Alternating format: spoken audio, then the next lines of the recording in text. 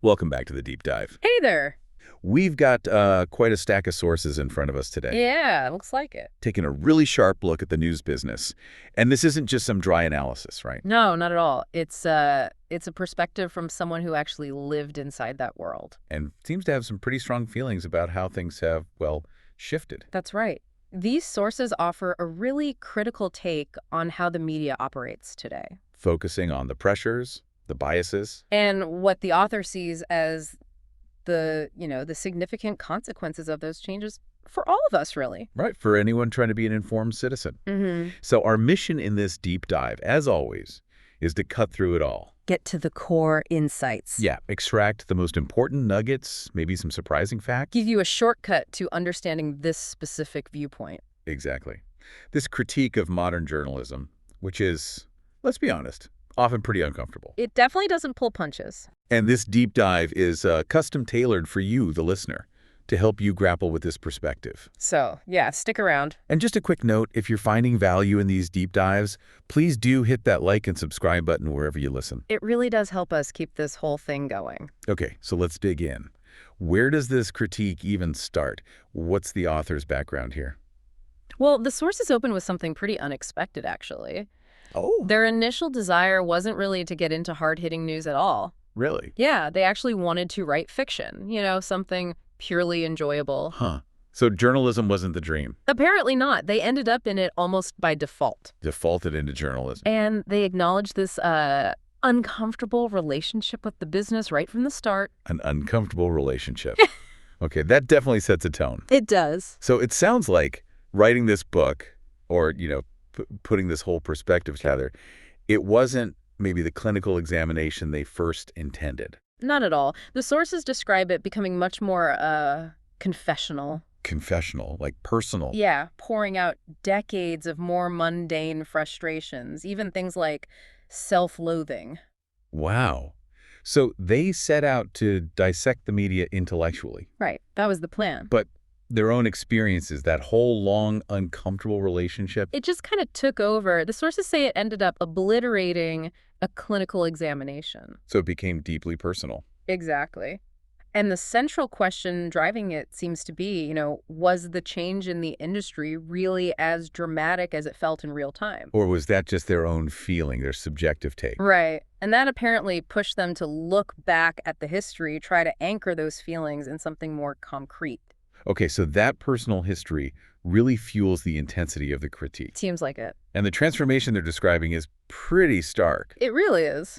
At its best, the sources say, the media business was about, informing citizens, making them better participants in democracy. The ideal, right?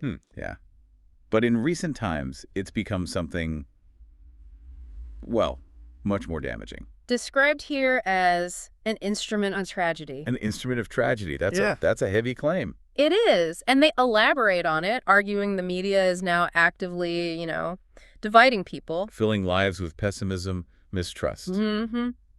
And a key piece of evidence they offer for this shift is something you wouldn't have seen, say, a generation ago. Yes. Media members being openly invested in political outcomes. Ah. And even arguing for things like censorship powers. Arguing for censorship. That does feel like a major departure from the old watchdog ideal. Big time.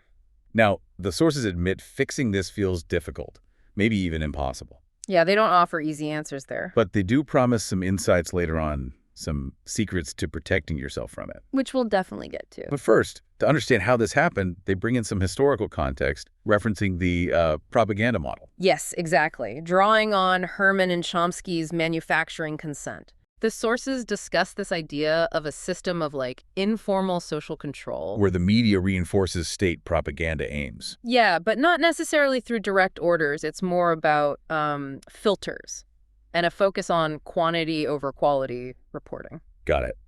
And they point to a major historical shift that affected one of those key filters. The collapse of the Soviet Union. Right. Anti-communism was this powerful tool, wasn't it? Like an organizing religion or a club. Used against dissenting voices, yeah. Against heretical thinkers. Anyone labeled too left or socialist. So when that primary external enemy disappeared, that specific filter weakened. It did. But, and this is key, the sources argue the core mechanics of the model. The underlying pressures.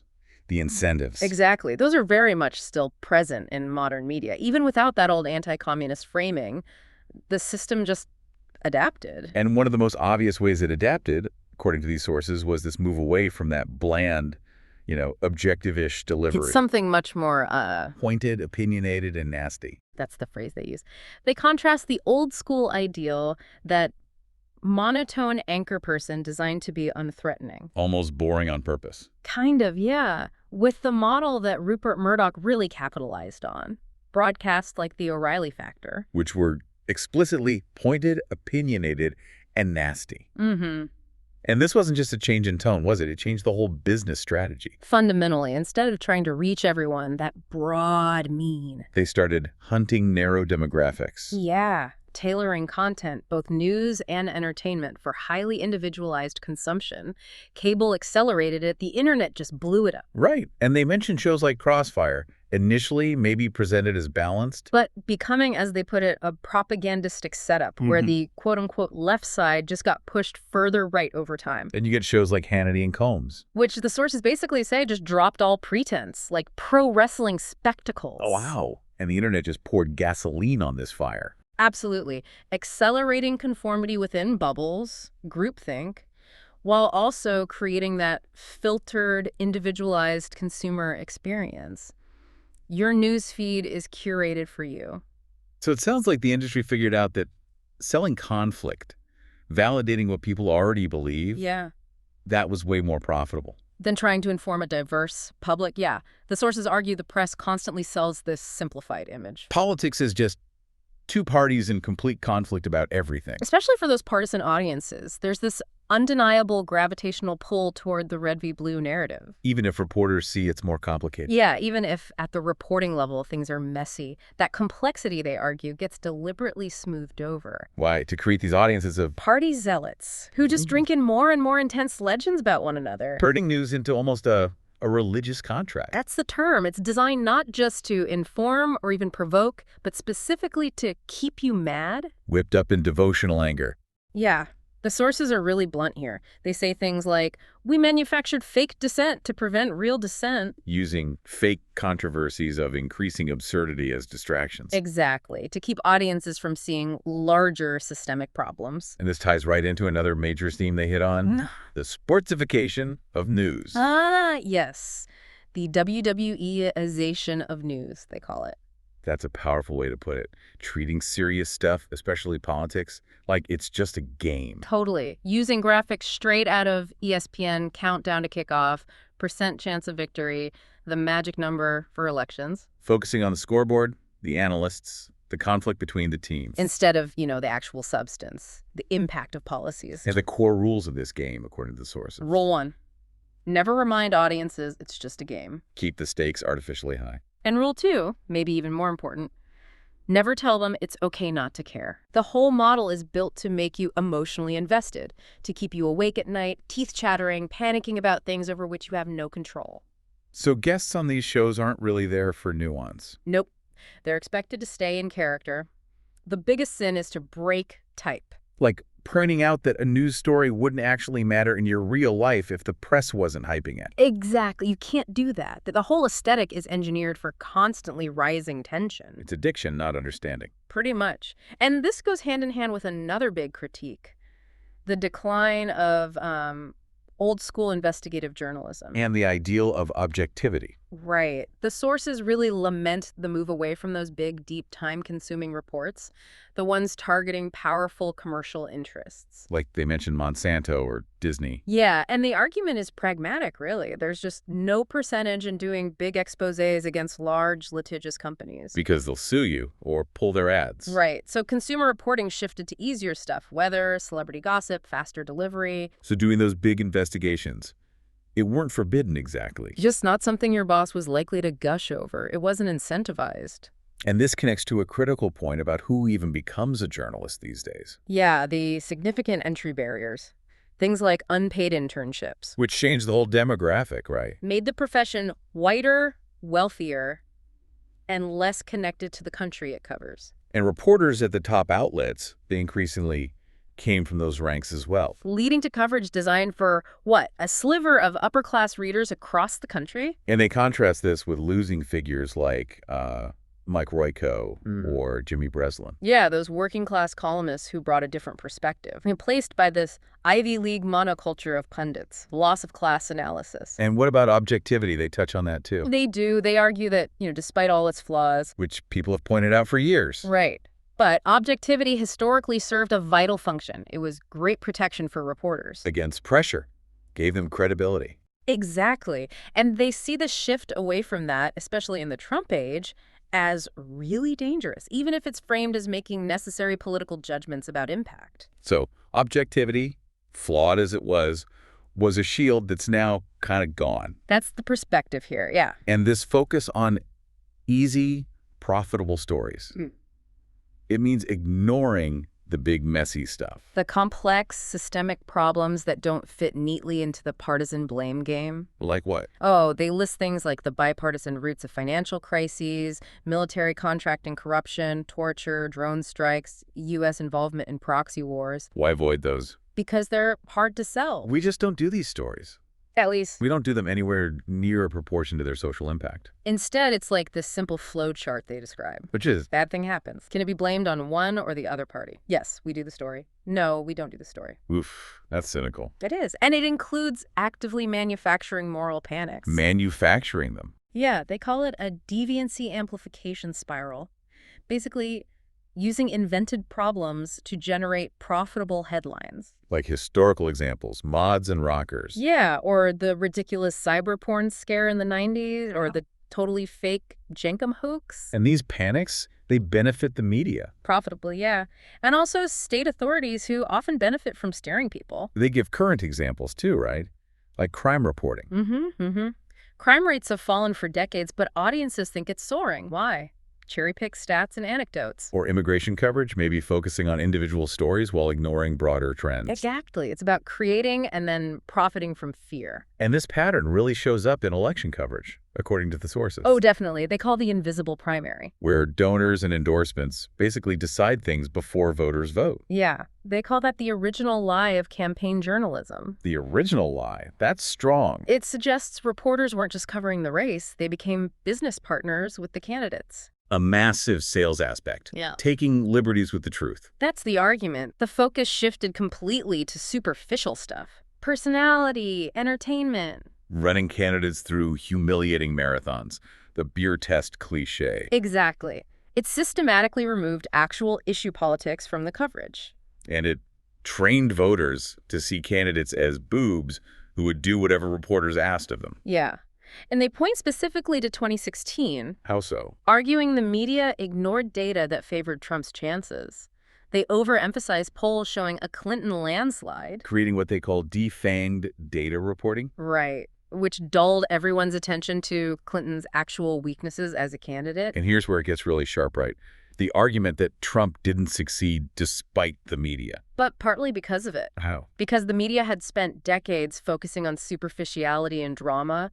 They basically gave him the ammunition. And his appeal tapped into class issues the elite press ignored. That's the argument. And the reaction after 2016, from this viewpoint, it wasn't introspection. What was it? Doubling down. More elite policing behaviors. An openly adversarial stance. Which just solidified that sports-like coverage paradigm. And the result was this paradox. Lower trust, but often higher ratings. People believed us less, but watched us more. Wild. Which connects directly to another huge problem they identify, unnamed sources. Especially from government officials, security agencies, and the potential for deception there. They call this a critical loophole in fact-checking. Yeah. Stories sourced to unnamed officials, particularly about national security or law enforcement, they're inherently tricky. Why? Officials protect their relationships with reporters. They're not going to dump a big steaming pile on a friendly contact. Some info that makes the agency look good might be true. But info that makes them look bad, unlikely to be volunteered. And skeptical analysis is often missing. They give historical examples of this being used for actual deception. Oh, yeah. Reagan's Libya deception plan, the whole Iraq WMD narrative. Where officials and pundits just parroted a fabricated rationale. And significant parts of the Russiagate coverage. How did the Iraq WMD thing work, according to them? Partly by overwhelming people with details and technical gibberish, forcing you to just take things on faith. And Russiagate is presented as a particularly bad example of this whole dynamic. Extremely bad from this perspective. They argue the press ran hard with allegations from the Steele dossier. Even though they couldn't confirm basic verifiable details. Yeah. Like Cohen in Prague. Right.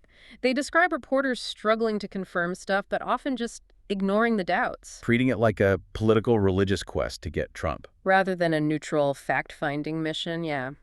Focusing on the Russia threat narrative to avoid giving fodder to Trump. And a key failure here was ignoring history. Ignoring the long, well-documented history of authorities, especially security services, lying their faces off to reporters. There's a sharp quote here. Being on any team is a bad look for the press, but the press being on Team FBI Shia is an atrocity. Ouch. And the reaction after the Mueller report found no conspiracy. Not a real reckoning, they argue. Mostly just blaming cable news as a scapegoat. Even though the issues affected the big newspapers and networks, too. Right. Which brings us to this idea that news isn't just selling info or conflict anymore. It's selling identity. Yeah. And creating safe spaces. Yeah. The sources suggest news helps you perform an identity, like concern for the homeless being a fashionable thing to wear at one point. The formula is scare people first. Scare the crap out of audiences, then offer them microdoses of safety and solidarity. Creating these safe spaces where viewers feel protected from challenging ideas. Exactly. Protected from anything that might make them question their existing beliefs. How do they achieve that? By constantly focusing on the failures of others, the iniquity of the other side. And bravery for reporters in this model isn't challenging their own audience. No way. Or challenging the bosses profiting from the conflict. Bravery is asking tough questions of someone the audience already hates. And outlets that just openly took sides, like Fox News initially, they gained a consumer advantage, offering that predictable, unembarrassed pep rally feel. And the argument is other networks, like MSNBC, eventually just mimicked that model for a different audience. That's what the sources suggest. The ultimate goal is training audiences to see outside ideas as contaminants, dangerous. They give an example with Tulsi Gabbard. Yeah, NBC painting her as basically a Kremlin tool just for criticizing foreign military deployments. Feeding into that broader Russian influences everywhere narrative. Which trains audiences. Be vigilant. Suspect everyone.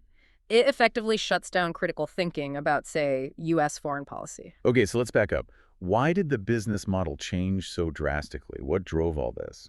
Well, the sources trace it back to the pre-internet days. When newspapers were scarcity businesses, they were just cash machines. Classified ads, local advertising monopolies. So they didn't need to resort to constant fear-mongering or manufacturing conflict just to survive. Exactly. But smart people saw the writing on the wall. They knew that would change when the cash cow disappeared. And the move to national, global, online audiences.